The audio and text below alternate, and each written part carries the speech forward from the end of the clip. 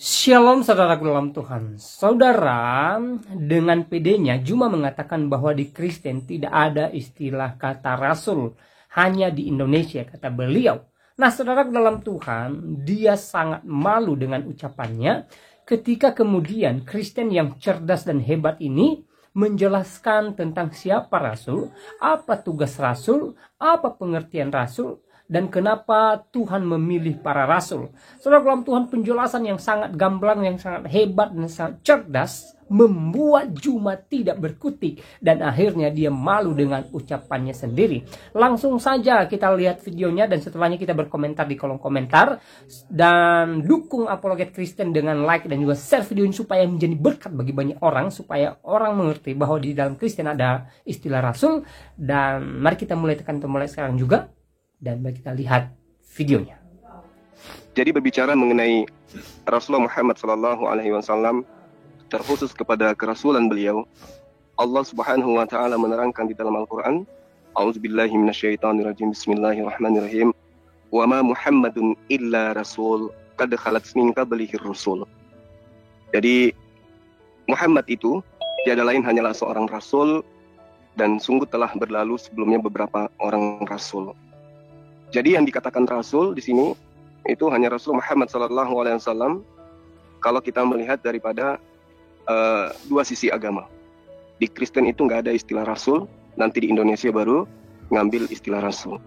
Dari penyebutan titel saja itu sudah kelihatan siapa yang palsu, siapa yang asli rasul. Lalu kemudian Al-Quran juga menerangkan bahwa tsumma ja'akum rasulun musaddiqul lima ma'akum la tu'minunna bihi wa la tansurunnah.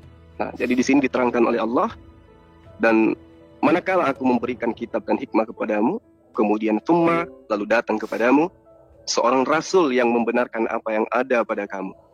Ini lagi-lagi berbicara mengenai Rasulullah Muhammad SAW, ya, bahwa Rasulullah disebut sebagai rasul. Jadi kalau ada di luar Rasulullah Muhammad SAW, di luar agama Islam maksudnya, disebut juga rasul, itu otomatis itu adalah titel palsu, ya. Jadi kalau bukan sarjana, kemudian bukan sarjana hukum, dikasih gelar sarjana hukum, padahal dia tidak pernah kuliah tentang hukum, maka itu adalah sarjana hukum palsu. Tentu muatan ajarannya juga patut diragukan. Rasulullah Muhammad SAW oleh Allah, ya, sudah diterangkan dalam Al-Quran surah Ali Imran ayat 81 maksud saya. Di situ diterangkan bagaimana kemudian ada terminologi bahasa misak, ya, yang dalam Quran terjemahan Ibrani dari Tabah, yaitu perjanjian agung. Jadi kedatangan Rasulullah Muhammad SAW itu sudah diterangkan. Ketika Allah mengambil perjanjian agung para nabi, di pra-eksistensi mereka, Allah telah mempersaksikan bahwa akan datang sosok rasul di tengah-tengah mereka. Nah, itu diterangkan di dalam Al-Quranul Karim, surah Ali Imran ayat 81. Nah, kerasulan beliau, kenabian beliau, itu didukung oleh ajarannya sampai hari ini. Jadi pada pokok inti ajarannya, yang pertama itu adalah tauhid, kemudian ibadah, kemudian muamalat, ya, kemudian akhlak. 4 inti ajarannya ini kemudian mengikat umatnya sampai hari ini. Ya, jadi kalau misalnya Nabi Musa mampu kemudian bela lautan, tidak ada umatnya yang mampu memperlihatkan hal itu saat sekarang. Kemudian Nabi Isa atau Yesus, ya, itu mampu kemudian membangkitkan orang mati, kita belum pernah melihat umatnya. Ya, apalagi sekarang kan Yesus itu, Nabi Isa itu sudah tidak punya umat, ya. Ya, terkecuali kalau ada yang ngaku sebagai pengikutnya, nanti kita uji apakah benar pengikut atau penyembah. Nah, sementara Rasulullah Muhammad SAW itu mujizatnya adalah Al-Quranul Karim yang memiliki 4 pokok tadi. Tauhid, kemudian ibadah, kemudian muamalah, dan yang terakhir adalah akhlak. Ini inti ajaran daripada baginda Rasulullah Muhammad SAW. Lalu kemudian, apa yang diajarkan oleh Rasulullah Muhammad SAW, salah satu bukti daripada kerasulan beliau, ketika dia ditolak oleh salah satu pamannya, Abu Lahab. Jadi pamannya Abu Lahab itu mendengarkan ayat yang diwahyukan oleh Allah yang membicarakan tentang dirinya, bahwa sesungguhnya Abu Lahab itu kelak akan masuk ke dalam neraka dan tidak akan beriman kepada Rasulullah Muhammad SAW. Dan itu benar saja. Orang yang ada di tengah-tengah beliau, Abu Lahab dan istrinya, menolak kenabian Rasulullah, lalu kemudian turun wahyu yang menerangkan bahwa Abu Lahab itu akan masuk ke neraka dan tidak akan beriman kepada baginda sampai ajal menjemput. Dan betul, itu terjadi, itu fakta. Nah, inilah salah satu bukti bahwa baginda Rasulullah Muhammad SAW itu adalah benar-benar nabi, benar-benar rasul yang selain Al-Quran menerangkan, juga telah dinubuatkan dari kitab kitab terdahulu. Oke, terima kasih Terima Gurunda. kasih. Opening statement yang sangat luar biasa dari pihak Muslim sudah dilakukan oleh Gurunda Zuma. Sekarang giliran dari pihak Kristen, opening statement 5 menit yang akan dilakukan oleh Duran. Waktu akan mulai berjalan ketika Chef Duran mulai berbicara. Silakan. Ya, terima kasih Farhan sebagai moderator. Saya di sini hanya pengen mengutip 2 Korintus 12 ayat 12. Segala sesuatu yang membuktikan bahwa aku adalah seorang rasul telah dilakukan di tengah-tengah kamu dengan segala kesabaran oleh tanda-tanda, mujizat-mujizat, dan kuasa-kuasa. Jika seorang rasul tidak mempunyai kuasa ataupun tidak mempunyai mujizat, itu harus kita pertanyakan. Jika seorang rasul tidak mampu menjaga akhlaknya, itu harus kita pertanyakan. Apakah benar-benar dia itu seorang rasul atau rasul palsu? Lalu, teks di dalam kitab suci harus mendukung apakah dia itu rasul atau bukan. Nanti kita akan bedah klaim-klaim daripada Zulkifli. Apakah benar Quran ini mendukung Muhammad sebagai rasul? Kita akan bedah satu persatu.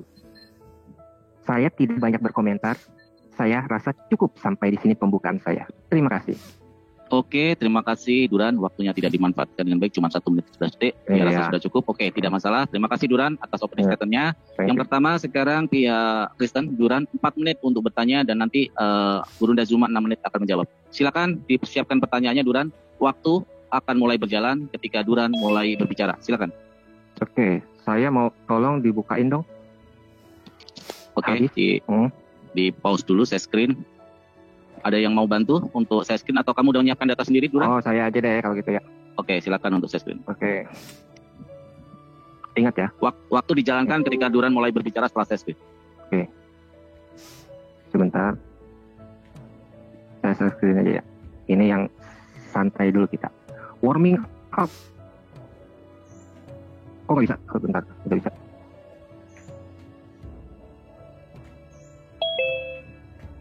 Oke, semua hadis yang saya kasih itu adalah Hasan atau Sahih. Doib saya tidak pakai ya.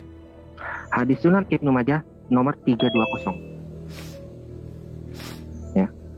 Di sini dikatakan Rasul melarang kami kencing menghadap kiblat, namun setahun menjelang wafatnya beliau kencing menghadap kiblat. Jadi gimana nih untuk menjawabnya? Monggo silakan. Oke, terima kasih Duran. Silakan waktu screen-nya dicopot, waktu ditampilkan kembali. Silakan Gurunda Ibnu Majah 320, hadis yang dibawa oleh Duran. Waktu akan mulai berjalan ketika Gurunda Zuma mulai berbicara. Tafadhol.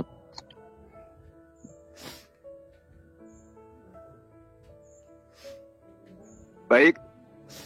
Jadi sahabat kita ini mencoba untuk mengambil sebuah hadis ya. Mungkin bisa ditunjukkan ini di kitab mana? Duran boleh langsung dijawab, Bu. Oke. Ya. Kitab Taharah dan sunah-sunahnya. Kan udah ada di sini judulnya. Ya, kami Muslim tidak bisa mengutip sebuah hadis melalui link. Kita harus jelas kitabnya dari mana ini kitab. Lah ini ada bacanya kitab Taharah. Nggak bisa kayak gitu, nggak boleh. Nggak bisa. Ya. Anda maunya seperti Kitabnya apa? harus jelas. Anda maunya seperti apa? Ini berbicara mengenai hadis. Ya, berarti kan tidak berbicara mengenai apa yang kita temakan hari ini. Kalau Anda ingin membahas hadis, nanti ada tema lain. Kita membahas Saya tentang hadis. Saya mau tanya. Sunnah Muhammad itu di hadis atau di Quran? Rasulullah Muhammad SAW itu diutus kepada manusia untuk kemudian menjelaskan Al-Quranul Karim yang dia terima. Nah, terkait dengan apa yang Anda bawa hari ini, Duran, mohon maaf, waktu Anda bertanya sudah ya. Anda cuma mendengarkan Bapak ini ya. Oke, ya. Tolong diikutin rule-nya. Silakan Gurunda untuk memberi penjelasan. Tafadhol. Iya, karena kami memahami bahwa di dalam pengajaran umat Islam itu diterangkan bahwa jika kalian buang air jangan menghadap ke kiblat atau membelakanginya dengan kencing dan buang air besar, tapi menghadaplah ke timur atau ke barat. Nah, lalu kemudian ketika sahabat saya menunjukkan sebuah hadis, ya coba terangkan kepada saya, Anda mendapatkan ini hadis di kitab mana, kemudian seperti apa kedudukan sanad matannya dan perawihnya, silakan. Lagi-lagi ditanya kitab mana, kan ini udah jelas kitab Taharah dan sunah. Ya, kitab Taharah itu betul. Ya. Kitab Taharah, tapi yang saya tanyakan ini adalah Anda kalau ada silakan Anda buka. Kalau Anda punya kitabnya Anda buka. Nah, justru saya tidak memiliki apa yang Anda tunjukkan ini. Kami umat Islam itu belajar hadis. Sekali lagi saya katakan, kami belajar hadis itu tidak berdasar terhadap link. lalu Anda punya apa enggak, gitu aja. Tinggal Anda buka, Anda kasih lihat. Saya kan katakan kepada Anda bahwa apa yang Anda terangkan ini itu tidak saya akan jawab kalau Anda tidak menunjukkan kitab yang Anda gunakan sebagai referensi, bukan link. Loh, kenapa Anda rupanya harus takut nggak bisa jawab? Loh, saya nggak takut. Duran, mohon maaf, udah. Saya minta datanya. Oke, nih ya. Saya kasih. Kalau Anda punya apa? Punya yang namanya kitab Ibnu Majah. Saya kasih tahu cara. Ya mana coba Anda tunjukkan buku Anda, kitab Anda coba Anda tunjukkan kepada saya bukunya mana? Di sunnah.com, Ibnu Majah. Duran, parameter yang parameter yang ditanya oleh Gurunda. Sebentar, parameter yang ditanya Gurunda adalah Sahih Bukhari, Sahih Muslim dan bukunya ada terlihat di dalam buku itu. Ya. Kalau memang si Jul ini punya kitabnya, di sini dikatakan in book reference, maksudnya adalah kalau lu punya kitabnya, itu buku 1, hadisnya nomor 59. Di sini jelas dikasih tahu. Ya. Sekarang kalau dia tidak bisa menjawab, silakan dia bilang tidak bisa menjawab. Jangan alasan. Dia juga bukan alasan. Kitabnya. Anda berbicara mengenai ajaran agama Islam. Anda harus punya kitabnya. Anda punya kitabnya. Apalagi berbicara mengenai hadis. Anda punya kitabnya apa enggak? Nah sekarang saya tanya sama Anda punya kitab nggak Anda jadikan sebagai alasan untuk bertanya tentang itu? Sekarang Anda punya kitab apa enggak? Itu aja dulu. Kalau Anda punya kitab, silakan Anda buka. Ini grade-nya Hasan. Darussalam. Anda ngerti gak Darussalam? Anda juga nggak tahu tuh Darussalam, saya rasa. Ya sudah. Yang jelas saya tidak akan melayani Anda kalau Anda tidak mampu menunjukkan kitab yang Anda jadikan sebagai sandaran untuk menunjukkan itu. Berarti Anda tidak mampu menjawab. Oke, Duran jangan framing. Silakan waktu Bang Zuma untuk menjelaskan saja bahwa itu tidak ada referensinya. Waktu 6 menit untuk Bang Zuma dan Duran waktu Anda untuk bertanya sudah habis. Silakan Bang Zuma, Gurunda Zuma untuk 6 menit untuk menjelaskan apakah waktu gue udah habis, waktu dia 6 menit gimana lu Farhan? 4 menit waktu Anda. 4 menit gue udah habis. Waktu timer ditampilkan coba. Lo yang bener dong Farhan. Sebentar Duran. Masa gua 4 menit habis, dia 6 menit belum habis-habis. Waktu ada masih 7 detik Duran. Masa gua 7 detik. Saya melihat yang terpampang di timer Duran. Sekarang. Oke gini aja yang timer tolong kasih timer 2 kayak garis itu yang timer 2 itu biar lebih coba gua pengen lihat dia si Jul punya berapa. Enggak waktunya si Jul berapa? Gua pengen lihat waktunya si Jul berapa. Duran, tadi gua pengen lihat waktunya si Jul berapa. Timer tolong ditampilkan untuk timer barengan 2. Yang timer 2 model 2 aja, model 2. Enggak, waktunya Jul Gipi dia ada berapa? Gua pengen tahu. Ada bisa timer yang 2 aja. Oke Duran, nanti timer kita perbaiki dulu Duran ya. Untuk yang model 2. Yang model Jul Gipi punya waktunya berapa? Gua tadi bertanya ya. Ketika gue bertanya, si Jul kan menjawab. Kenapa lu bisa bilang waktu gue habis, waktu dia... Duran, sebentar Duran. Ini diperbaiki, jangan berbicara dulu. Gurunda Zuma juga diam. Narasumber diam dulu. Untuk timer tolong ditampilkan yang timer 2. Karena bukan jumlah pertanyaan yang diatur, yaitu waktunya. Jadi waktunya yang ini.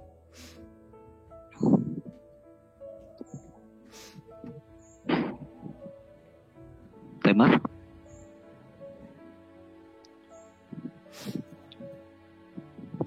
Siapa tadi yang megang timer? Tolong, ada yang bisa menggantikan mungkin, Ai? Timer yang 2 garis bisa biar ini ditampilkan terus. Catur. Ya, yang model catur seperti itu. Mungkin si timer juga tadi belum persiapan, Ai, kalau dia sistemnya catur begini. Jadi ya. Oke.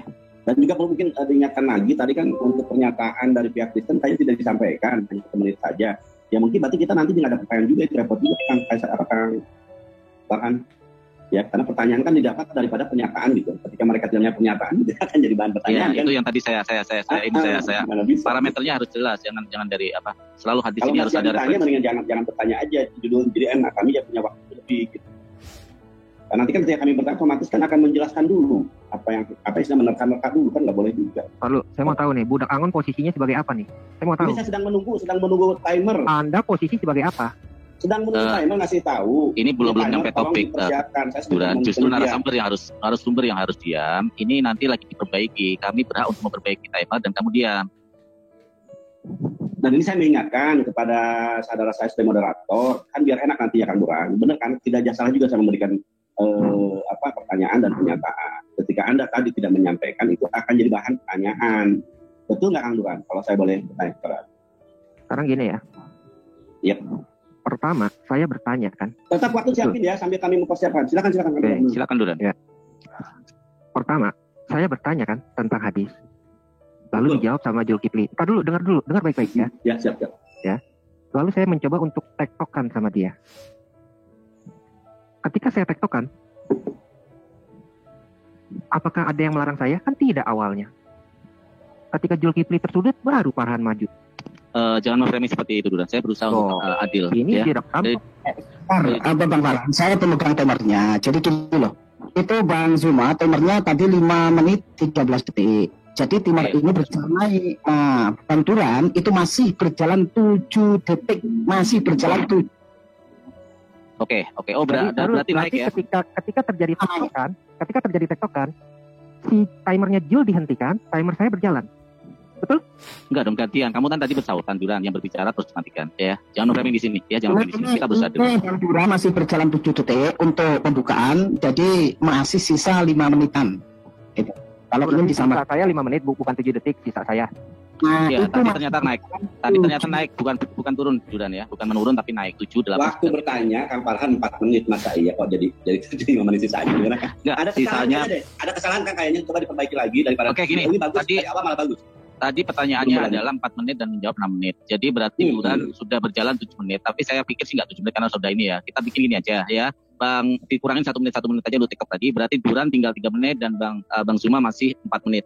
Silakan sekarang waktunya. Kalau percaya saya bawa jam 2 sebenarnya sih. Tapi ada yang bisa timer nggak biar nih nanti di framing lagi kita nggak adil lagi. Ada yang bisa timer nggak 2? Apa kayak Karena saya minta gitu akhirnya Parwan, tolong kepada teman-teman yang bisa ada jam TikTok, tolong dibantu kami. Saya nggak bisa bener loh. Kalau bisa saya bantuin. Tolong teman-teman yang bisa, tolong kalau bisa. Kalau ada waktu, Anda siap mengsedekahkan waktunya untuk kami, tenaga dan waktu silakan. Kayaknya kalian belum siap ya. Kayaknya loh. Duran, narasumber tolong diem ketika kami kru lagi membenahi ya. Oke. Ya. Nanti dibilang nggak adil lagi saya bilang gitu ya. Silakan untuk para Ivan Pila yang bisa membantu kami untuk timernya. Kang Gaudian atau mungkin Kang siapa ya yang bisa? Kalau salah teknik saya nggak bisa.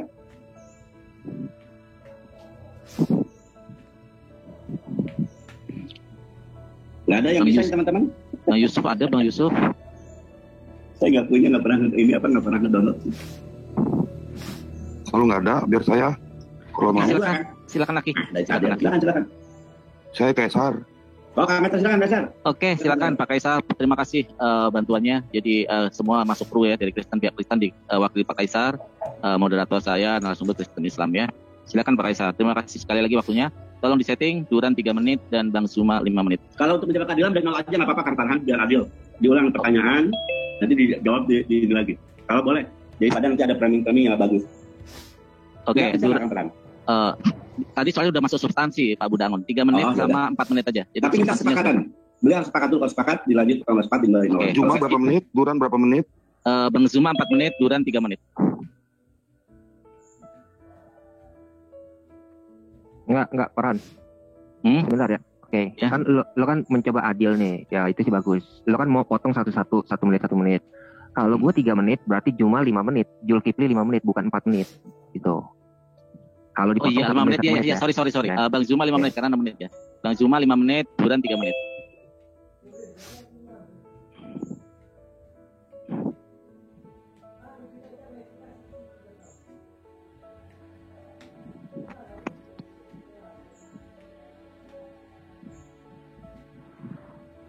Oke, siap Pak Kaisar. Makasih waktunya.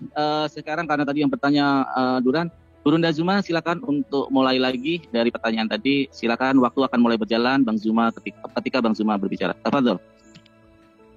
Baik, jadi sekali lagi ya teman-teman Kristen, kalau misalnya nanti Anda membawa hadits, itu kalau bisa setidaknya Anda menunjukkan sebuah buku atau kitab di mana kami bisa percaya bahwa Anda belajar, bukan hanya karena modal link.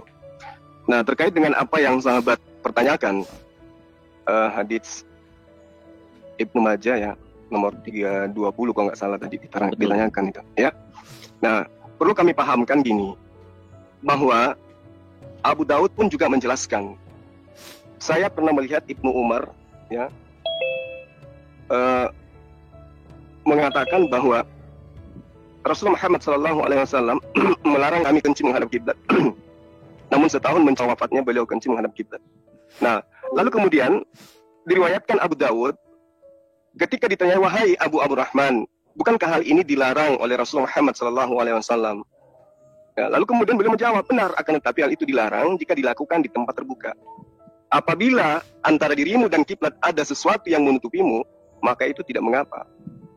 Ini yang perlu saudara pahami. Jadi ketika Anda berbicara mengenai hadits, Anda jangan kemudian mengatakan, oh ini ada larangan menghadap kiblat. Tapi kenapa kemudian ada hadis yang mengatakan Rasulullah Muhammad SAW ketika menjelang wafatnya, beliau kencing menghadap kiblat. Ternyata menghadap kiblat yang dilarang itu ketika tidak ada yang menghalangi, alias dia berada pada ruang terbuka. Nah, di dalam hadis riwayat Abu Daud itu sudah dijelaskan itu, ya, nomor 10.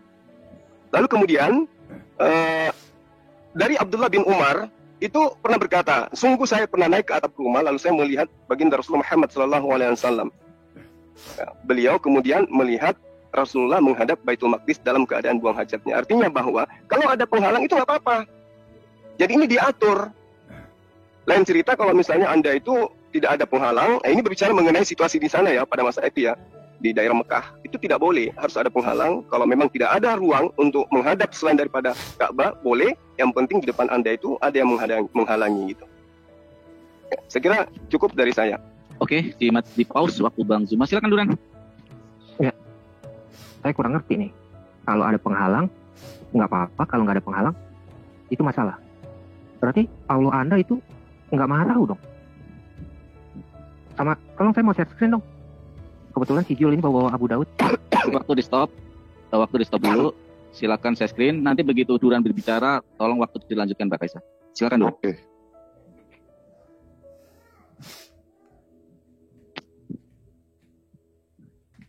Maksudnya ini Jul, Sunan Abu Daud. Nah, matannya sama Jul. Kenapa perbaikan saya sudah jelaskan tadi. Nggak ada yang penjelasan Anda tidak ada di dalam hadisnya. Ya, Anda membaca hadis itu saya akui ya, itu hadis Abu Daud. Karena Abu Daud Ya kan, kan? yang tadi Anda bilang kan. Nah, Ya, tapi sama matannya. terus Tahun apa mana? masalahnya? Oh, tadi Anda bilang kalau tidak ada penghalang nggak apa-apa. Kalau ada penghalang nggak apa-apa. Kalau tidak ada itu masalah. Ya kan, saya sudah terangkan tadi kepada Anda. Hadisnya tidak berbicara seperti yang Anda katakan. Oh, berarti Anda tidak nangkap. Makanya aku bilang, kalau Anda tidak pernah belajar hadis, jangan bertanya tentang hadis. Ajari saya. Kalau Anda benar-benar bisa, ahli, Nah, ajarin saya. Ya, thank you. Oke, kalau Anda mau diajari tentang hadis, Anda harus siapkan waktu untuk belajar itu. Hari ini. Nggak bisa. Nanti kita ada tema lain. Kita berbicara membahas itu tentang ulumul hadis, baru masuk ke tentang hadis.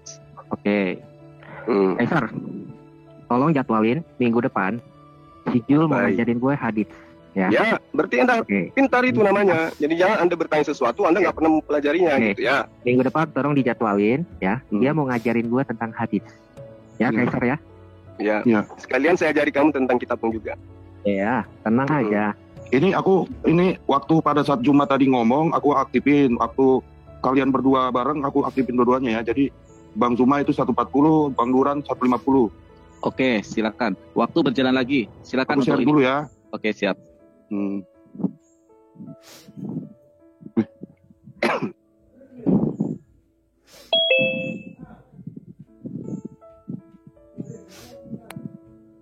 Mana jawabannya? Kok nggak ada jawabannya dari tadi? Diam aja. Loh, kan tadi sudah saya jelaskan sama Anda. Tapi Kurang kan jelas hadisnya lagi berkata beda. Hadisnya berkata beda. Gitu loh. Ya, saya kan mengatakan kepada Anda, Nah, diterangkan di dalam hadits yang lain dari Marwan al-Ashar, jelas dikatakan seperti itu.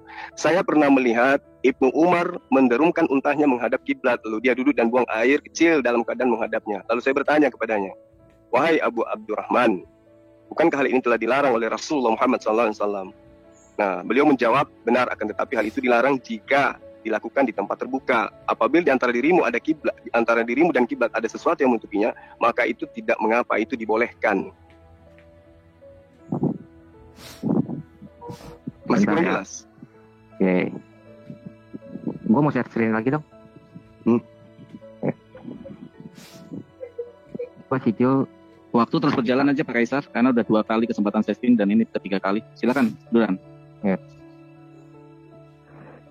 Sahih Bukhari nomor 141 ya.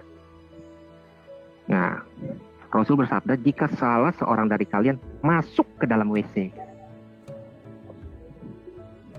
Berarti apa? Iya, kan tadi saya sudah jawab. Anda tidak mendengar. Nggak mendengar tertutup apa kan? yang saya katakan tadi? Tertutup kan? Nggak mendengar? Iya, tertutup kan? Ya. Oke, nah sekarang Anda buktikan kepada saya kalau Muhammad kencing menghadap kiblat itu tidak di dalam WC atau tidak di tanah terbuka. Monggo. Jadi begini, pembelajaran yang kemudian yang diajarkan oleh Rasulullah kepada kami umat Islam, bahwa perintahnya kepada orang-orang yang sezaman beliau dan sewilayah dengan beliau pada saat beliau mengajarkan risalah keislaman kepada bangsanya pada saat itu mengajarkan hal yang Anda bawa hari ini, bahwa Rasulullah melarang menghadap kiblat pada saat buang hajat. Nah, ada pengecualian ketika pada masa itu tidak ada ruang ya selain menghadap kiblat, itu boleh selama ada yang menghalang. Belum ngerti juga? Tunjukkan kepada saya hadis yang menyatakan Muhammad kencing menghadap kiblat itu ada penghalang atau tidak ada penghalang. Ya kan Monggo, tadi kan saya sudah gitu. sebutkan. Mana hadisnya? Oh, itu hadis yang saya ceritakan tadi samamu. Nomor Dari berapa? Abdullah bin Bang Zuma Umar, udah dia habis. berkata, sungguh saya pernah naik atap rumah, lalu saya melihat Rasulullah Muhammad SAW di atas dua batu bata menghadap Waktu Baitul Bang Zuma Maqdis udah dalam habis. keadaan Oke. buang hajatnya. Kan sudah ada hadisnya saya Bang katakan Zuma, sama Anda. waktunya habis, Bunda. Duran masih berapa Pak Kaisar? Waduh, riset ini gua tadi 1 menit 6 detik kayaknya. 1 menit 6 detik tadi udah dipakai, ya udahlah. Udah 1 menit aja lah. Ya udah 1 menit, Duran, waktu kamu sisa. Silakan. Ya, Taruh ya. Saya setting dulu. Ya silakan Duran. ya, ternyata hebatan link saya kan daripada ocehannya si Jul. Jul tidak mampu membuktikan apapun. Dia bilang itu hadis, itu hadis. Loh, saya tanya mana hadisnya? Kenapa Anda nggak mempersiapkan? Anda bicara, oh tidak boleh pakai link, tidak boleh pakai link. Lalu saya harus pakai apa untuk membuktikannya? Pakai mulut? Oh nggak bisa. Masa dialog pakai mulut? Nggak ada pembuktian. Jangan dialog, tidur, cuci kaki, gosok gigi.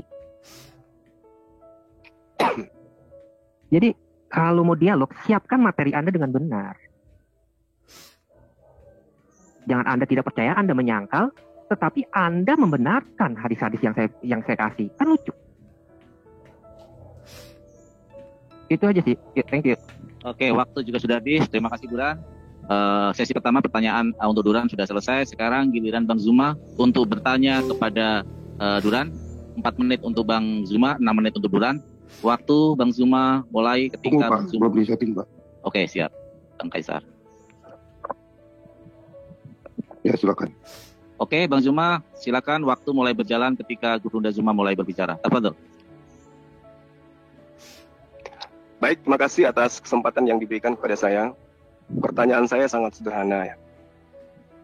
Yesus itu diimani oleh sahabat Kristen sebagai sang firman yang nuzul menjadi manusia, dialah jalan keselamatan dan hidup. Yang ingin saya tanyakan kepada saudara, Paulus mengatakan dirinya terpilih sebagai rasul sejak dari dalam kandungan ibunya. Kenapa kemudian Yesus tidak pernah menyebut nama Paulus dan memperkenalkan Paulus ketika dia menjadi guru di tengah-tengah Bani Israel? Sementara pengakuan Paulus, dia adalah rasul yang dipilih dari sejak rahim. Silakan.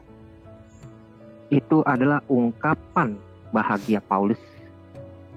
Jadi dia bilang, aku telah dipilih sejak sebelum dunia dijadikan.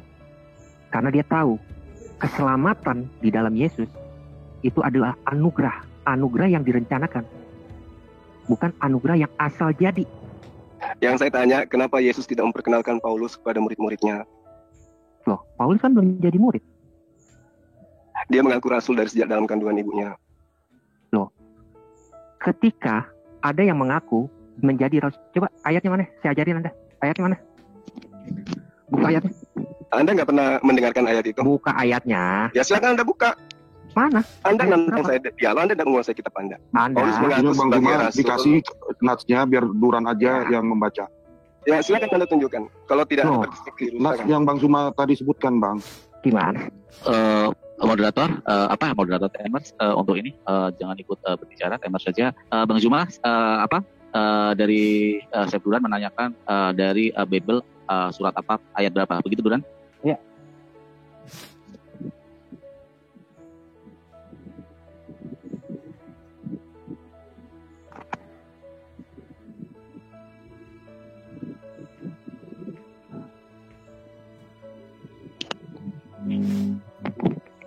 Ada ayatnya? Silakan, Bu Runda. Baik dulu di Google. Tidak, saya minta Anda, masa nggak tahu sih? Lucu ini. Anda kan bertanya nih. Iya, Ya. harusnya Anda itu langsung jangan jadikan bertanya tentang ayat itu, kemudian Anda jadikan itu sebagai penghabis waktu Anda untuk menjelaskan ke saya. Jawab aja langsung, Paulus itu mengaku dipilih sejak dari dalam kandungan ibunya. Itu Oke. aja. Gitu ya. Silakan Duran. Ya. Perkataan Paulus itu paralel dengan Yeremia 1 ayat 5. Yeremia 1 ayat 5 mengatakan, sebelum aku membentuk engkau dalam rahim ibumu, aku telah mengenal engkau, dan sebelum engkau keluar dari kandungan. Jadi sebenarnya Paulus itu paralel dengan Yeremia 1 ayat 5, Jul. Yang saya tanya, kalau lagi-lagi kamu larikan ke Yeremia, justru Anda akan kepepet di situ. Artinya Paulus benar-benar sudah menjadi murid, karena Yeremia pun Anda bawa-bawa. Nah, Kenapa Yesus tidak memperkenalkan Paulus kepada murid-muridnya? saya sudah bilang, keselamatan itu bukan asal jadi, asal tunjuk pada saat itu. Keselamatan itu direncanakan jauh sebelumnya. Jadi ketika Paulus mengatakan hal yang saudara Jul lontarkan nih pertanyaannya, bukankah di Yeremia pun Tuhan telah mengabarkan kepada Yeremia 1 ayat 5, sebelum aku membentuk engkau. Jadi apa? Paulus ini adalah ahli tafsir perjanjian lama. Jadi dia tahu, walaupun kehidupan dia sebelumnya adalah penganiaya jemaat, tetapi ketika dia dipilih, dia menyadari Tuhan memilih dia bukan karena perbuatan dia. Tuhan Jangan buang-buang memilih dia waktu. jauh Nggak tahu sebelumnya. nggak usah, kalau nggak ada bilang aja nggak ada. Kenapa Yesus tidak mengajarkan tentang nama Paulus? Kalau nggak ada bilang aja nggak ada. Nggak usah asumsi. Orang Paulus belum jadi murid kok disebut? Kan lucu. Nah, berarti Anda mengatakan Yesus tidak mengenal Paulus, kan gitu? Siapa bilang nggak mengenal Paulus? Nah, kalau dia mengenal, kenapa dia nggak mengajarkan? Padahal dia yang nantinya datang menghapus semua hukum Taurat. Siapa yang menghapus hukum Taurat? Roma 3 ayat 30 Paulus bilang, aku tidak menghapus hukum Taurat. Aku Ya, tidak faktanya? merubah. Roma Faktanya? 3 ayat 30. Hukum Taurat Faktanya? mana yang dirubah? Hukum Taurat mana yang dirubah? Faktanya? Hukum Taurat mana yang dirubah? Paulus justru mengatakan bahwa sejak adanya Taurat, maka manusia jatuh ke dalam dosa. Dan dia katakan di dalam 1 Korintus 15, sengat maut adalah dosa dan kuasa dosa adalah hukum Taurat. Itu ilmu dari mana Paulus dapatkan ilmu bahwa Taurat yang datang ditegakkan oleh Yesus itu justru menjadi sengat maut bagi manusia. Dari mana Paulus mendapatkan ilmu Anda seperti itu? paham Sementara pertanyaan Anda nggak? Anda mengatakan, Anda bertanya Paulus merubah Taurat. Lalu saya tanya, di mana Paulus merubah Taurat? Anda malah lari kan Yesus bilang, mengatakan tidak ada setitik pun yang dihilangkan sebelum langit dan bumi lenyap. sebenarnya Tapi Anda Paulus ngerti balas apa di pertanyaan Galatia 5? Galatia 5 nomor 1. Dengan matinya Yesus, maka kita dibebaskan, dimerdekakan dari aturan-aturan Taurat, dan juga dimerdekakan dari penghambaan. Anda? Ada yang dirubah nggak sama Paulus? Taurat. Makanya saya tanya kepada Anda, Ada yang dirubah kalau dia nggak Paulus? terpilih, Ada yang dirubah nggak Taurat oleh Paulus? ada banyak. Mana? Sebutkan. Hukum pertama aja diganti oleh Paulus. Jangan ada ilah lain di hadapanku. Dia membentuk ilah baru berupa manusia. Ilah baru berupa manusia. Iya. Loh, Yesus itu siapa? Bukankah Yesus sendiri adalah memang Tuhan? Nah, itu dia. Anda adalah pengikut Paulus. Ya, udah ya. Berarti ketika Aku Paulus udah ya. mampu Aku menunjukkan Yesus itu adalah ilah itu sendiri, Tuhannya Bani Israel yang mereka sebut dengan Haseh menjadi manusia, maka disitulah saya katakan Paulus membantai semua ajaran Yesus. Oke, Matius 18 ayat 20, Yesus mengatakan, sebab di mana 2 atau 3 orang berkumpul dalam namaku, di situ aku ada di tengah-tengah mereka. Ya, itu berbicara Yesus. mengenai murid-murid Yesus, bukan berbicara mengenai Kristen. Di sini Yesus mengatakan dia omnipresent. Ketika ada 2-3 orang berkumpul dalam nama dia hadir di tengah-tengah. Berarti apa? Yesus ini omnipresent, dia bisa hadir dimanapun. Itu ada jawaban yang tidak nyambung itu. Yesus ada dimanapun. Tadi Anda Yesus bilang mengetahui itu ada musim Yesus. ara? Tidak. Hah? Mengetahui musim ara kapan? Tidak. Markus 2 ayat 5. Ketika Yesus melihat iman mereka, berkatalah ia kepada orang lumpuh itu, hai anakku, dosamu sudah diampuni. Ya, dosamu sudah diampuni. Udah, nggak usah lari ke sana. Sekarang gini, Kan ada yang jadi, lari. enggak, saya kalau mengatakan dosamu telah diampuni, apakah berarti saya telah mengampuni dosamu? Enggak. Yesus tidak pernah mengatakan dosamu telah aku ampuni, enggak pernah itu. Sekarang jawab aja, kenapa Yesus tidak mengajarkan kepada murid-muridnya Bani Israel bahwa Paulus akan datang mengajarkan tentang ajaran yang bertentangan dengan ajarannya yang sudah dipilih dari sejak kandungan ibunya, sebagaimana dalam Galatia 1 nomor 15. Oh, pada kisah para rasul bukankah Yesus mengatakan ini adalah orang yang akan kuutus? Kisah Para Rasul tulisan murid Paulus. Kisah Para Rasul tulisan murid Paulus. Iya. Anda dapat info dari mana, Jul? Lukas yang menuliskan kan? Iya. Nah, terus? Lukas rekan sejawat atau murid? Dia murid. Dia muridnya Paulus ketika dia di Antioquia. Ketika dia di Antioquia? Iya. Tetapi tidak ada yang mengatakan bahwa dia adalah anak didik Paulus. Iya, tapi dia minta, Paulusnya minta supaya Lukas itu tinggal dengan Markus di Antioquia. Siapa yang minta? Ya Paulus. Paulus minta. Lalu ketika Paulus minta, apa? Paulus mengatakan dia itu anak didiknya. Lalu Lukas ini siapa? Dapat ilmu dari mana Lukas ini? Sementara Lukas, Markus, dan juga Paulus itu sama-sama di Antioquia. Nah, Markus itu makanya saya tanya sama Anda. Oke, mengajarkan tentang Paulus. Selesai. Zuma, waktu selesai. Duran, waktu menjelaskan pertanyaan apa yang saya ingat tadi adalah ketika Paulus di kandungan dan Yesus tidak mengenal Paulus. Bagaimana bisa mengenal Paulus ketika dia mengaku Rasul sedangkan Yesus tidak pernah menyebut nama Paulus? Silakan Duran, waktu Anda manfaatkan sebaik-baiknya. Tadi saya udah bilang, itu adalah ungkapan rasa syukur Paulus ketika dia dipilih. Maka itu dia memparalelkan Yeremia 1 ayat 5. Jadi keselamatan yang daripada Yesus itu bukan ucuk-ucuk datang lalu asal main tunjuk. Enggak, itu direncanakan jauh sebelumnya. Gitu loh. Terus mengenai Yesus tidak mengenal Paulus, loh, siapa bilang? Bukankah di Kisah Para Rasul dikatakan, ini orang yang akan kuutus? Bagaimana Yesus nggak bisa mengenal Paulus? Kisah Para Rasul 9 ayat 3 sampai 6 ya. Jawab Saulus, siapakah engkau Tuhan? Katanya, akulah Yesus yang kau aniaya itu, tetapi bangunlah dan pergilah ke dalam kota, di sana akan dikatakan kepadamu apa yang harus kau perbuat. Itu kan berarti udah ada interaksi antara Yesus dengan Paulus. Lalu bagaimana bisa si Jul mengatakan bahwa Yesus tidak mengenal Paulus? Kisah Para Rasul 15 ayat 22. Rasul-rasul dan penatua semua yang berkumpul berjabat beberapa orang yang akan diutus ke Antioquia bersama-sama dengan Paulus dan Barnabas. Oke, waktu habis Duran. Mohon maaf, waktu Anda sudah habis. Pak Kaisar, waktu di Skyping lagi 4 dan 6 menit. Oh, ini kan udah ronde, langsung ke battle, Pak. Oh, langsung ke battle ya? Oke, 30 menit. 30 menit. Di setting 30 menit untuk battle bergantian. Udah, Pak. Oke, udah ya. Oke, silakan untuk sebentar, Kang Farhan, sedikit. Kang Kaisar, maaf, ini salah satu yang mungkin akan saya tawarkan kepada Anda. Bisa nggak, gitu, teman-teman dari Kristenan, khususnya mungkin narasumber, untuk tetap menjaga cara-cara berbicara, cara penyebut atau panggilan kepada siapapun itu. Ya, kalau boleh. Ini sekali lagi, karena kami sudah punya sikap untuk tidak melanjutkan obrolan atau diskusi apapun. Nah, salah satunya adalah itu. Kalau bisakah teman Anda, siapapun itu yang jadi narasumber Anda, untuk tetap menjaga sopan cara pemanggilan kepada siapapun.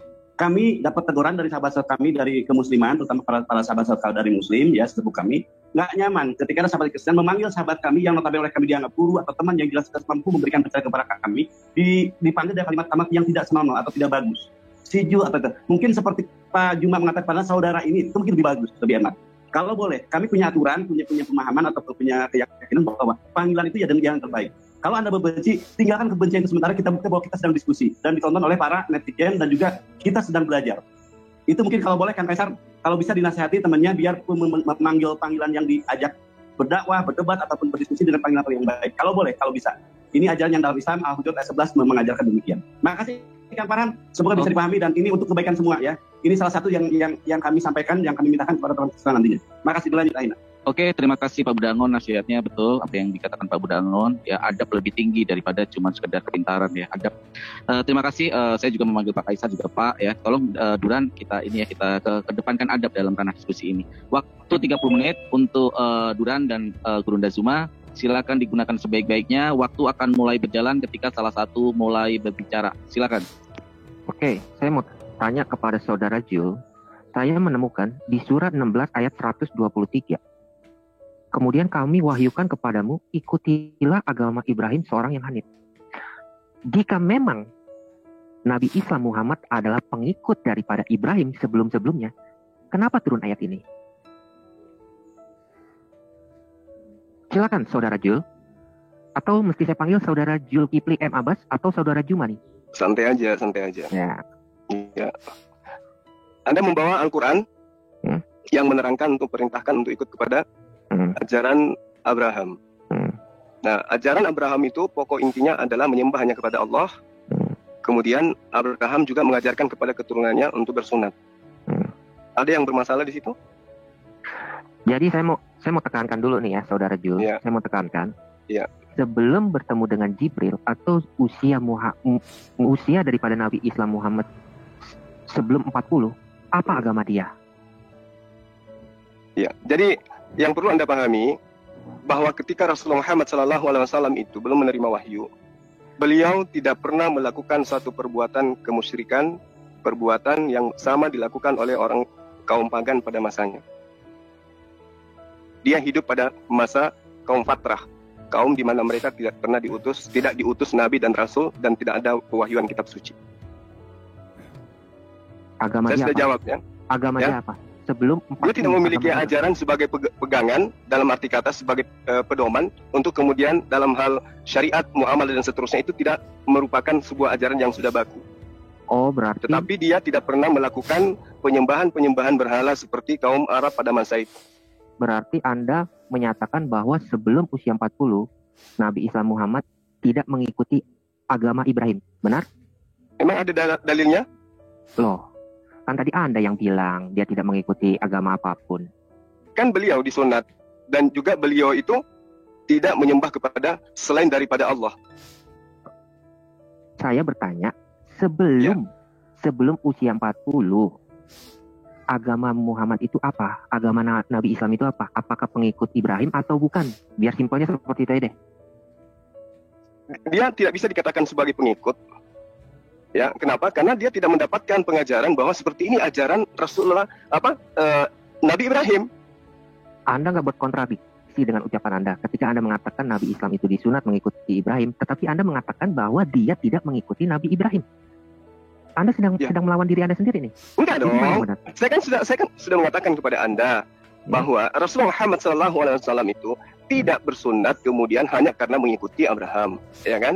Lalu kemudian tidak menyembah kepada berhala karena adanya perintah larangan kepada beliau. Orang-orang di sekelilingnya itu mereka sudah melakukan. Ngomong pelan-pelan. Saudara Jul ngomong pelan-pelan. Anda tadi mengatakan Nabi Anda tidak bersunat. Jadi Anda harus bicaranya yang jelas dulu. Nabi Anda nggak ngerti narasi yang saya katakan kepada Anda. Rasulullah Muhammad SAW itu bukannya dia itu tidak bersunat. Maksud saya, dia itu bersunat ataupun tidak bersunat bukan karena disebabkan ikut kepada Abraham ataupun tidak. Itu yang perlu Anda pahami. Jadi dia tidak mengikuti Ibrahim atau mengikuti nih. Ya, dengan adanya perintah bahwa ternyata Abraham itu bersunat, maka diketahuilah bahwa ternyata beliau ini mengikuti apa yang pernah dilakukan oleh Abraham atau Ibrahim. Jadi sebelum usia 40, Nabi Islam itu tidak mengikuti Ibrahim. Faktanya dia melakukan hal yang sama. Oh gitu. Coba Anda lihat di Ad-Duha ayat 7. Kenapa Allah Anda mengatakan Muhammad itu tersesat?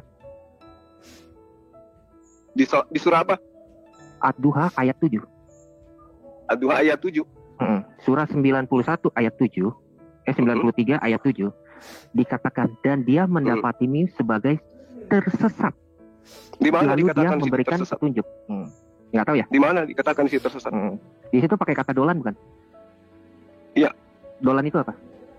Dolan itu bisa bingung. Bisa? Orang yang tidak mendapatkan petunjuk. Iya. Bisa bingung, bisa orang mendapatkan petunjuk, bisa tersesat juga bukan? Iya, sesat artinya tidak ada petunjuk kan? Iya. Betul? Sekarang ketika sebelum datang petunjuk kepada beliau, apakah beliau sudah mendapatkan petunjuk? Belum, berarti dia bingung atau tersesat, benar kan? Ya bingung, tersesat, bukan artinya dia itu melakukan penyembahan terhadap berhala. Tersesat di sini karena belum ada petunjuk. Kan sudah dijelaskan situ. Wajadaka dalam fahada. Dan dia mendapatimu sebagai seorang yang bingung. Bingung itu artinya belum ada pedoman. Seperti apa saya harus beribadah, seperti apa saya harus melakukan zikir, seperti apa saya harus melantunkan kitab-kitab suci, dia bingung di situ. Belum ada kejelasan. Sehingga diterangkan bahwa setelahnya dia diberi petunjuk. Wajadaka dalam fahada. Ya, hada itu petunjuk. Lalu kenapa hadis Anda mengatakan? Giliran Anda bertanya terus atau saya juga boleh bertanya? Anda bertanya aja, ya kan? Silakan. Lalu kenapa hadis Anda mengatakan? Udah tidak ada ilmu tentang hadis. Ya, bukti ya tadi. Gantian. Sekarang saya bertanya kepada Anda. TikTok. Ya, giliran saya bertanya dia kepada mau Anda. bertanya, silakan. Saya bertanya. Giliran saya bertanya kepada Anda. Ya, giliran saya. Di Sekarang sini TikTok. Inilah yang disebut dengan TikTok juga ada rule Duran. Nah, kalau dua-duanya bertanya, tolong dimatikan dulu Pak Kaisar, saya mohon. Jadi TikTok itu juga ada rule. Artinya ketika Anda sudah bertanya dan Bang Zul sudah menjawab, ya Bang Zuma sudah menjawab, ya kamu gantian dan silakan. Sekarang gini Pak Hardian. Dia menjawab, lalu kan saya membantah argumen dia, benar nggak? Kalau nanti memang kamu elaborasi sambil menjawab, ya. Kalau Anda minta ada rule-nya, ada timernya, lalu kasih saya 15 menit, dia 15 menit. Itu adil dong, benar nggak? Kamu tadi malah kalau kayak waktu kayak gitu, waktu kamu udah habis, Duran, kamu udah nanya terus, ya. Silakan waktunya 22.59. Duran. Saya moderator dan saya berhak mengatur, ya. Tolong hargain. Silakan Gurunda Zuma untuk gantian bertanya. Silakan, Pak. Oke, ya. Jadi Yesus itu tidak berkata-kata dari dirinya sendiri. Kenapa Paulus berkata seenak dirinya? Ayatnya? Ya. Sekarang gini, siapa yang mengajarkan Yesus, Paulus, bahwa Yesus itu adalah orang yang harus mati terkutuk di atas tiang salib? Siapa yang ngajarin? Siapa yang ngajarin Paulus? Perjanjian lama itu ada. Ya, bukan Yesus yang ngajarin. Ya, itu di Bilangan 22 ayat 23. Apa katanya di situ? Penjahat harus mati. Itu dikatakan. Penjahat harus mati. Sorry, bukan. Penjahat harus mati. Itu Yesaya 53. Iya. Ya, itu menurut saya, itu yang Anda ingin ambil kan, penjahat itu harus mati dengan cara disalib. Yesaya 53 tentang apa? Yesaya 53 yang ingin kau gunakan lagi sebagai nubuatan terhadap Yesus itu akan menjatuhkan derajat Yesus. Karena itu nggak nyambung pada Yesus. Sekarang saya tanya, siapa yang mengajarkan Paulus kalau Yesus sendiri tidak berkata-kata dari dirinya sendiri? Ya, sangat berhati-hati. Pekerjaanku adalah melakukan apa yang diperintahkan oleh Bapa untuk kulakukan. Makananku adalah melakukan pekerjaan Bapa yang diperintahkan kepada aku. Aku tidak berkata-kata dari diriku, melainkan apa yang diperintahkan untuk katakan dan sampaikan. Paulus setebal itu kitabnya, dapat perintah dari mana? Maksudnya apa sih? Anda bicara Yesus, lalu Anda mengaitkan ke Paulus. Maksudnya apa sih? Coba Anda jelaskan dulu. Yesus sendiri itu Anda jadi bingung jawabnya. Yesus itu adalah jalan keselamatan dan hidup. Sebagai jalan keselamatan dan hidup, dia tidak berkata-kata apa-apa dari dirinya sendiri. Bahkan kedatangannya bukan atas kehendaknya. Nah, Paulus ini, apapun bebas dia katakan. Dia mengajarkan Yesus itu adalah Tuhan, Yesus itu adalah ini dan itu. Itu yang ngajarin siapa? Anda pernah baca Perjanjian Lama nggak? Loh, kok lari yang ke Perjanjian Lama? Ini surah-surah Paulus yang saya tanyakan tentang Paulus, bukan tentang Yesus. Paulus sendiri mengajarkan. Anda bicara dari mana Paulus tahu bahwa Yesus itu adalah Tuhan? Begitu kan? Benar nggak? Ya, dari mana Paulus tahu bahwa Yesus ini harus mati terkutuk untuk membebaskan Kristen dari aturan main Tuhan yang ada dalam hukum Taurat? Yesaya 53 di situ jelas. Ya, hamba yang menderita. Kenapa larinya ke Yesaya? Loh, kok kenapa larinya ke Yesaya? Yesaya itu kan nubuatan. Yesus menerangkan di dalam Matius 5, 17, 18, 19. Jangan kau menyangka bahwa aku datang untuk meniadakan hukum Taurat dan kitab para nabi. Ya, karena aku berkata kepadamu, sesungguhnya selama belum lenyap langit dan bumi, tidak hilang sedikit pun dari hukum Taurat meski yang paling terkecil. Lalu apa yang diajarkan oleh Paulus? Ya, satu iota atau satu titik pun tidak akan ditiadakan dari hukum Taurat sebelum langit dan bumi lenyap. Semuanya terjadi, bukan sebelum semuanya terjadi. Iya, sebelum terjadi langit dan bumi lenyap. Sudah terjadi nggak itu? Bumi dan langit lenyap. Langit lenyap? Mana sih yang lenyap? Lah kan Yesus mengajarkan itu. Ya, saya baca. Ya, silakan baca nomor 18-nya. Karena aku berkata kepadamu, sesungguhnya selama belum lenyap. Dengerin dulu, sabar saudara Jul. Duduk di pojokan, saya jelasin kepada Anda. Ya. Janganlah kamu menyangka bahwa aku datang untuk meniadakan hukum Taurat atau kitab para nabi. Aku datang bukan untuk meniadakannya, tetapi untuk menggenapinya. Ya, menggenapi ya, jangan diganjil ya. Itu menggenapi itu berarti menyempurnakan. Karena aku berkata kepadamu, sesungguhnya sebelum lenyap langit dan bumi ini, satu iota atau satu titik pun tidak akan ditiadakan dari hukum Taurat sebelum semuanya terjadi. Apa yang dimaksud sebelum semuanya terjadi? Langit lenyap, bumi lenyap. Ketika Yesus menyerahkan dirinya. Nah, justru itu yang saya tanya, siapa yang ngajarin itu? Yesus mengatakan sesungguhnya selama belum lenyap langit dan bumi ini, satu iota pun tidak akan ditiadakan dari hukum Taurat sebelum semuanya itu terjadi. Apa itu semuanya itu terjadi? Dengerin. Sebelum semuanya itu terjadi, itu adalah sebelum darah Yesus menetes di atas kayu salib. Di mana Yesus mengatakan bahwa setelah darahku menetes di tiang salib, maka hukum Taurat itu sudah digenapi. Artinya sudah dilenyapkan, tidak lagi berlaku. Di mana? Ya, Kejadian 3 ayat 15. Kok larinya ke Kejadian? Loh, Anda harus baca dari Kejadian sampai Wahyu, baru Anda mengerti kenapa Yesus harus mati di atas kayu salib. Kenapa larinya ke Kejadian? Apa hubungannya? Nah, yang harusnya mengajarkan tentang salib kan Yesus. Larinya ke Kejadian. Dengerin dulu, santai. Dengerin. Kejadian 3 ayat 15 dikatakan apa? Ya. Aku akan mengadakan permusuhan antara engkau dan perempuan ini, antara keturunanmu dan keturunannya. Keturunannya akan meremukkan kepalamu dan engkau akan meremukkan tumitnya. Nah, terus? Ya. Ketika dikatakan keturunannya, ini kan mengacu kepada keturunan Hawa. Berarti Yesus itu keturunan manusia? Yesus keturunan manusia. Dia Allah menjadi manusia. Dia harus lahir keturunan dari manusia. Wanita. Dia harus lahir dari seorang wanita. Berarti Yesus itu keturunan wanita. Kok keturunan wanita? Lah, nubuatan yang kamu gunakan tadi itu apa? Untuk siapa? Untuk keturunan atau untuk siapa? Gini ya. Sebutkan satu tafsir yang bisa menjelaskan bahwa wanita itu mempunyai keturunan tanpa laki-laki. Oh, itu yang menjadi alasan itu. Berarti kalau itu yang Anda jadikan alasan, berarti Kejadian 3 yang Anda ambil itu tidak nyambung kepada Yesus. Oh, nggak nyambung? Lah, Yesus keturunan atau bukan? Sekarang saya mau tanya sama Anda. Anda ini gimana sih?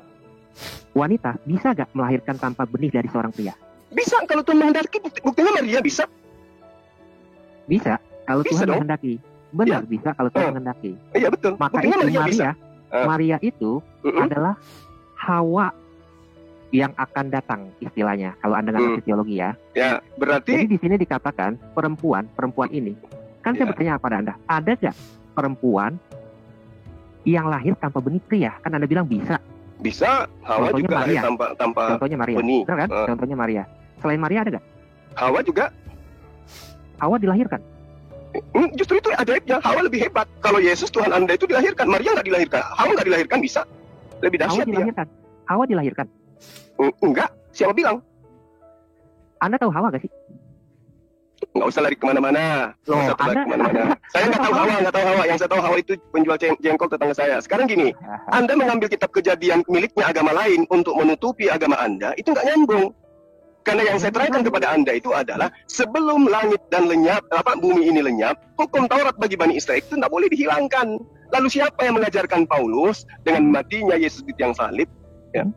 Kemudian hukum Taurat itu tidak lagi berlaku. Siapa yang ngajarin? Siapa lagi yang ngajarin?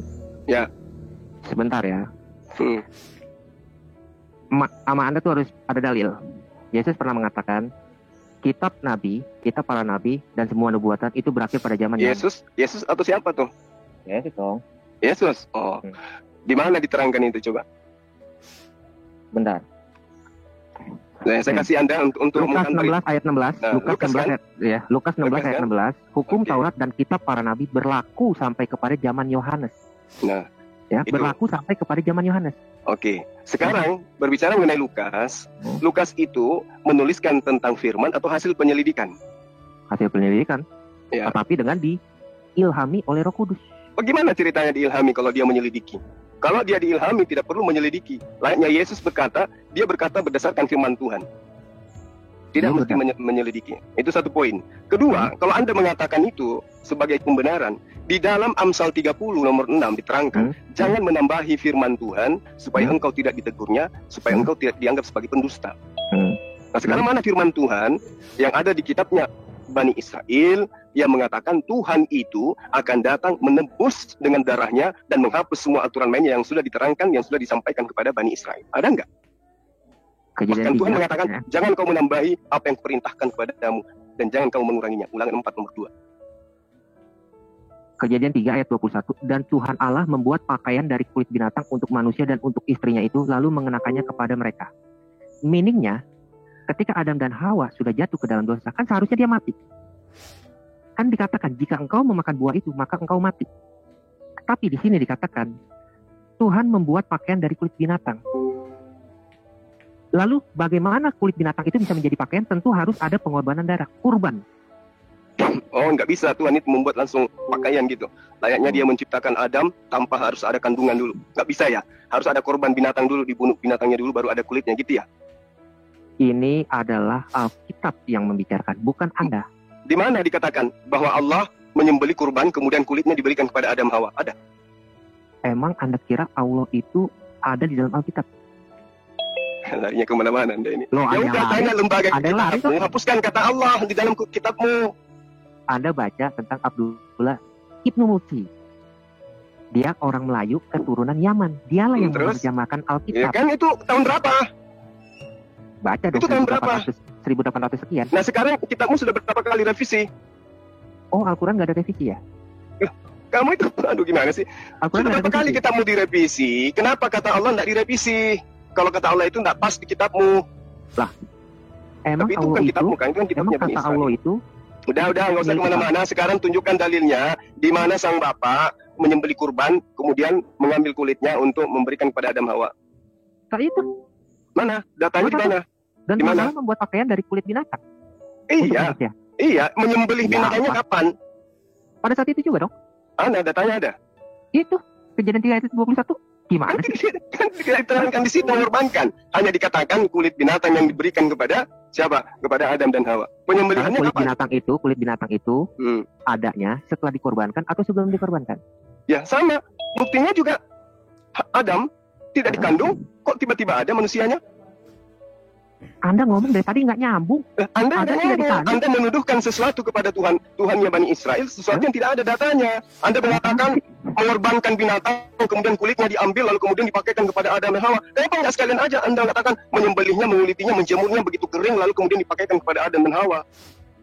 Jadi Anda hanya ingin mengatakan kurban supaya nanti ada manusia lahir yang adalah Tuhan menjadi kurban, lalu Anda jadikan sebagai Tuhan. Anda mau lari ke sana Sebenarnya kan? ya, ini si Jul ini sudah lari kemana-mana, tetapi saya Yang harus lari. ngikutin dia ya. Yang lari siapa? Anda lari ke kata Allah, Anda lari ke kata revisi. Anda yang dan bertanya seterusnya. kepada saya. Iya, Bertanya. memang betul. Tapi Anda tidak mampu memberikan jawaban. Anda mengambil kurban. Tuh, Mengambil kan kurban. hanya Buktinya, khayalan Anda. Saya tidak lah, mau itu khayalan Anda.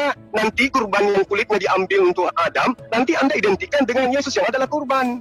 Nah, kalau demikian adanya, berarti kurban-kurban penghapus dosa kepada bait suci bagi Bani Israel itu juga adalah Tuhan untuk Anda. Farhan, Gimana? sisa 8 menit ya. Tadi saya cuma dikasih kesempatan bertanya 9 menit. Si Jul ini sudah bertanya selama kurang lebih 12 menit. Kalau nggak ya. sanggup, ya sudah, Nah, nggak sanggup. sekarang ini adalah tentang rebutal. Jadi benar-benar tektokan. Berarti Anda nggak sanggup. Ya, jadi saya simpulkan nggak sanggup. bahwa Ini kan ajaran gua mau Paulus itu tidak translate kemudian tentang berasal daripada pengajaran Yesus. Gue mau Oke. share screen tentang tadi. Ya. Halo, gue mau share screen tentang tadi. Tentang apa? Ya silakan Pak Oke. Pak Kaisar. Screen di stop dulu waktunya. Udah. Hanya kok dari tadi larinya ke Yesus, larinya ke ini, larinya. Lah Oke. memang harus kayak gitu untuk Ini membuktikan kerasulan tentang Paulus. ini tentang Anda ya. Kenapa Ya, di rumah Muhammad ini ada patung? Monggo silakan. Nah, itu hadis lagi yang Anda bawakan. Oh, Nanti ku bantah Nggak lagi tahu. kayak tadi. Hah? Coba. kenapa Nanti ku di bantah rumah lagi Muhammad? kayak tadi. Oke. Lari lagi kan ku bilang Anda mau belajar hadis, siapkan waktu. Oke, terus Ya Anda kan jawab gitu. Anda bisa jawab nggak? Coba Kenapa Anda di baca rumah tuh Muhammad? apa yang dijelaskan di ayat itu. Oke. Kok ayat hadis kok ayat? Ya, ayat itu kan dalil. Ini hadis Kok bukan Yesus? ayat Quran Iya, siapa bilang ayat Quran? ya. Di situ dikatakan Mm-mm.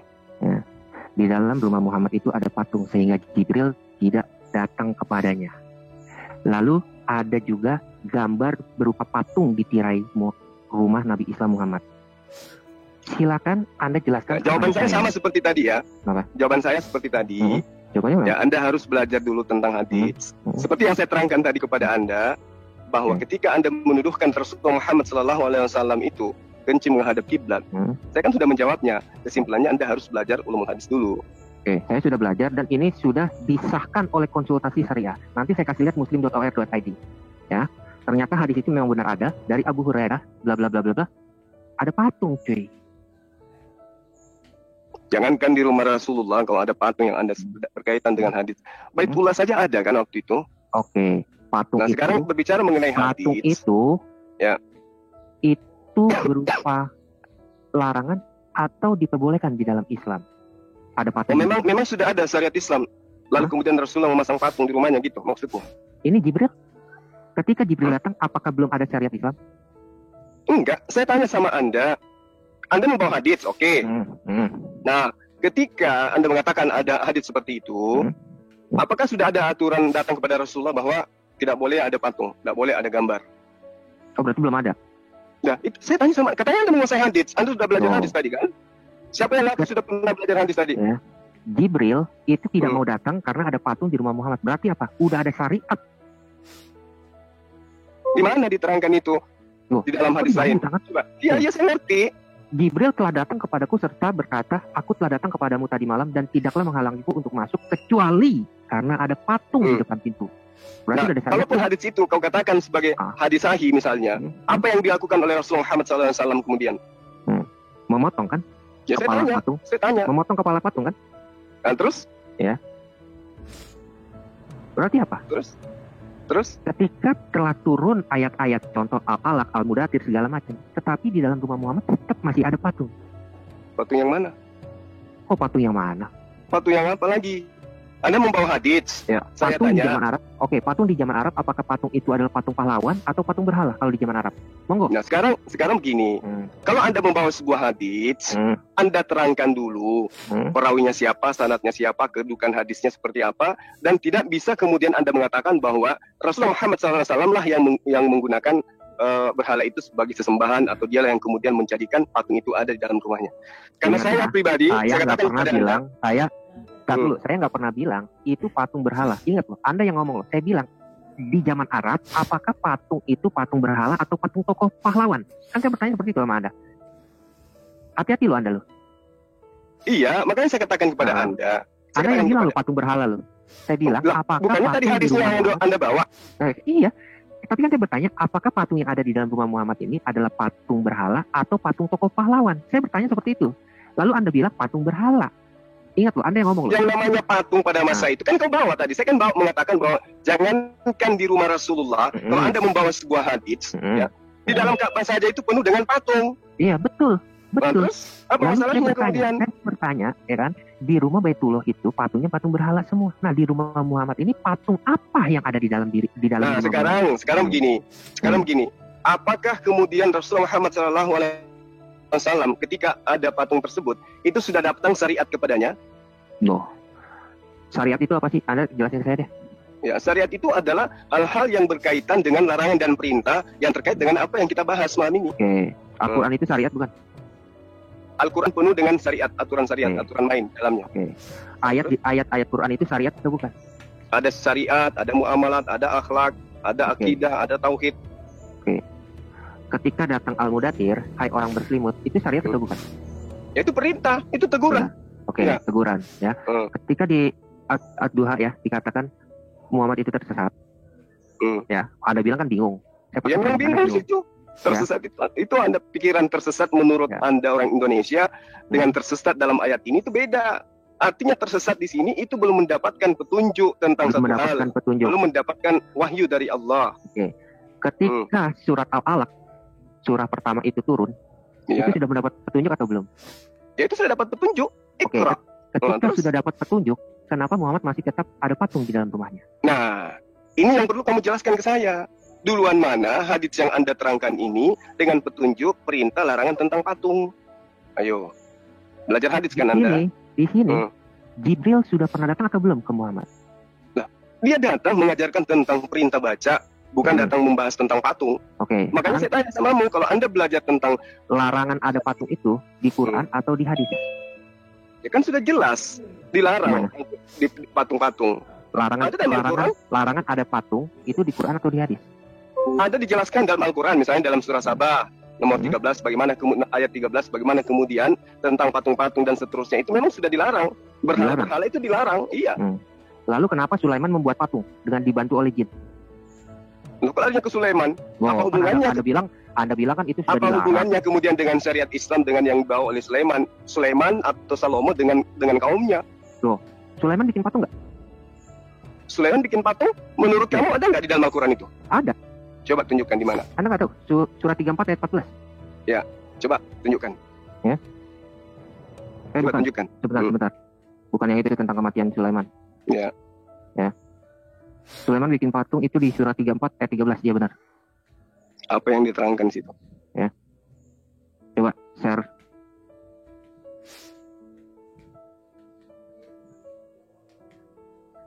Ini kan memang yang saya pertanyakan. Tentang akhlak, tentang bagaimana Muhammad sebelum ketemu Jibril. Kan itu yang saya pertanyakan dari tadi. Iya. Saya nggak pernah melempar, ya. Surah 34 ayat 13, Sulaiman itu membuat patung. Tetapi Anda bilang Quran melarang patung. Ya memang melarang. Tetapi kenapa Allah Anda mengizinkan jin-jin membantu Sulaiman membuat patung? Lah, itu kan bukan syariat Islam. Kita berbicara mengenai syariat Islam. Berarti Quran itu bukan syariat Islam. Anda lucu ini ya. Kok lucu? Quran Iya. syariat Islam bukan? Al-Quran itu ada syariat Islam. Betul. Saya mau bertanya, Quran itu syariat Islam atau bukan? Jelas syariat Islam. Ketika jelas syariat Islam, lalu Ya. Quran menceritakan bahwa Sulaiman membuat patung. Saya kan bertanya kepada Anda, Ya, terus kami patung harus itu buat tidak ada. patung juga gitu. Larangan patung tidak ada di dalam Quran, hanya ada di dalam hadis. Oke, terima kasih Duran dan Guru Dazuma. Waktu sudah selesai untuk battle. Sekarang waktunya adalah closing statement. Karena tadi yang pertama yang melakukan opening statement adalah Guru Dazuma. Silakan Duran, waktu Anda 5 menit untuk lebih mengelaborasi topik tadi. 5 menit waktu untuk Anda ya. Silakan, waktu akan mulai berjalan ketika Duran mulai berbicara. Silakan Duran. Oke, ya. Di sini saya hanya mau bukan menekankan, saya mau mengedukasi orang. Apa yang selama ini diklaim oleh teman Muslim bahwa Muhammad itu adalah pengikut Ibrahim, itu terbantahkan malam ini. Sebelum ketemu Jibril, Muhammad itu bukan pengikut Ibrahim. Ada satu imam, yaitu Al-Qurtubi, dia mengatakan dengan pasti bahwa Muhammad itu bukan pengikut Ibrahim atau bukan pengikut Musa. Lalu saya mau bertanya lagi, sebenarnya saya mau elaborasi yang lebih dalam lagi. Kalau dia bukan pengikut Ibrahim, bukan pengikut Musa, lalu pengikut siapa dia? Karena kita tahu semua bahwa pada saat itu Mekah adalah penyembah-penyembah berhala. Saya tidak bilang Muhammad penyembah berhala, tidak ya. Tetapi saya mau bertanya, justru saya mau bertanya, coba carikan saya dalil yang dengan tegas menyatakan bahwa Muhammad itu kalau bukan pengikut para nabi, Ibrahim dan Musa, lalu dia mengikuti siapa? Sedangkan Abu Thalib di dalam hadis menyatakan dengan tegas, dia tidak masuk Islam dan dia mengikuti agama Abdul Muthalib. Agama Abdul Muthalib, kalau memang adalah agama Hanif, lalu kenapa Abu Thalib itu mati masuk neraka? Itu sesuai hadis. Siapa yang mengajari Muhammad tentang Tauhid? Sebelum ketemu Jibril. Surah 93 ayat 7, jelas dikatakan Muhammad bingung atau tersesat. Saya pakai premisnya saudara Jul. Lalu surah 42, 52 dikatakan sebelumnya kamu tidak mengenal iman. Surah 42 ayat 52. Paulus dengan jelas menyatakan, aku orang Ibrani, aku memegang Taurat dengan gigih, tak bercacat. Apakah Paulus punya mujizat? Oh punya. Banyak mujizat yang dilakukan Paulus. Terkena ular, bisanya tidak bereaksi terhadap dia. Tetapi Muhammad, kita tahu sendiri, mati karena racun. Dia tidak pernah terkena sihir. Muhammad terkena sihir. Malah tukang sihir dibentak sama dia menjadi buta. Itu tercatat di dalam kisah para rasul. Kurang apa lagi mujizat yang Rasul Paulus lakukan? Jadi klaim-klaim teman Muslim, ya kan, belajar. Saya cuma minta satu, belajar apa? Belajar dengan orang yang benar. Ketika Anda belajar dengan orang yang benar, Anda tidak mungkin istilahnya mencemooh iman orang lain. Karena apa? Karena Anda mengetahui dengan pasti hadis dan Quran. Quran jelas menyatakan Muhammad tidak punya mujizat. Tetapi kenapa di hadis bisa dikatakan dia punya mujizat? Bahkan saya ada hadis, pegang hadis bahwa dia Muhammad meludah ke dalam minuman dan orang minum minuman itu, air yang telah diludahi. Bertentangan dengan hadis, bertentangan dengan Quran. Paulus tidak pernah dikatakan dia tersesat. Tidak ada satu rasul pun yang mengatakan Paulus itu sesat. Tetapi Quran Anda mengatakan Muhammad itu tersesat atau bingung tanda kutip menurut saudara Jo. Paulus ketika mengatakan, hai maut, di manakah sengatmu? Oh, dia tidak takut akan kematian. Muhammad ketika sakit, dia memohon ampun. Dia memohon untuk disembuhkan, tetapi tidak dikabulkan. Banyak ayat-ayat di Al-Quran yang tidak mengabulkan doa-doa Muhammad. Jadi, janganlah Anda memframing Paulus. Anda pelajari dulu dengan benar. Baik. Barulah Saudara Anda Tuhan, mengerti siapakah rasul sudah sebenarnya. simak apa yang dibahas oleh apologet Kristen dengan Juma di video tadi. Mereka membahas tentang rasul. Mereka membahas tentang siapa rasul apa pengertian rasul, apa tugas rasul, dan kenapa Tuhan memilih para rasul. Nah, saudara dalam Tuhan, di awal video Juma dengan pedenya mengatakan bahwa di Kristen tidak ada rasul, hanya di Indonesia ada kata rasul. Seakan-akan ya, kata rasul itu hanya ada di agamanya dia, hanya tertuju kepada nabinya dia. Nah, saudara dalam Tuhan, pada akhirnya seorang apologet Kristen yang menjadi lawan bicara Juma menjelaskan tentang pengertian rasul. Siapa rasul? Apa fungsi rasul? Kenapa rasul diutus oleh Tuhan? Dan tujuan rasul dipilih Tuhan untuk apa? Nah, saudara dalam Tuhan, penjelasan yang sangat luas disampaikan oleh apologet Kristen yang akhirnya membuat Juma malu dengan ucapannya sendiri. Karena ternyata di Kristen, rasul itu jelas ada. Dan fungsi daripada rasul itu yaitu sebagai pemberita Injil keselamatan daripada Yesus Kristus. Nah, saudaraku dalam Tuhan, ternyata kalau kita lihat fungsi daripada rasul sendiri, maka kita perlu bertanya, apakah Nabi Muhammad layak disebut rasul atau tidak? Saudara bisa jawab sendiri. Nah, saudaraku dalam Tuhan, di Kristen sendiri, ya, rasul itu dikenal sebagai pilihan Tuhan Yesus Kristus. Ya, pertama ada 12 rasul.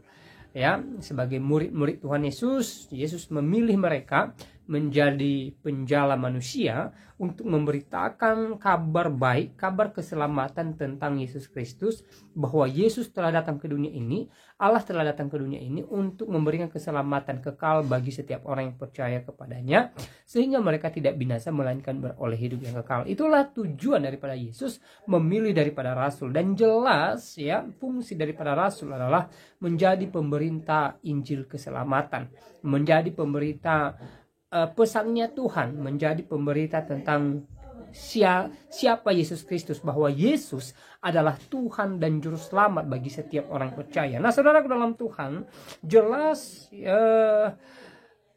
kurang lebih 700 tahun sebelum Islam ada, ya, kata rasul sudah dipakai di dalam kekristenan. Nah, saudaraku dalam Tuhan, panjang lebar apologet Kristen di video tadi menjelaskan tentang sejarah itu dan juga tentang rasul di dalam kekristenan, dan akhirnya membuat Juma tidak berkutik, membuat Juma tidak berdaya, membuat Juma malu dengan ucapannya sendiri. Nah, saudara dalam Tuhan, kalau kemudian Juma mengatakan bahwa di Kristen tidak ada kata rasul, ya wajar saja. Kenapa saya katakan wajar? Karena Juma tidak mengerti kekristenan, Juma tidak paham kekristenan. Selalu saya sampaikan bahwa Juma tidak pernah belajar Alkitab dengan baik. Ya, kalau kita bertanya ke Juma, apakah dia pernah belajar ke sekolah tinggi teologi Kristen untuk mengerti Alkitab? Maka jawabannya pasti tidak.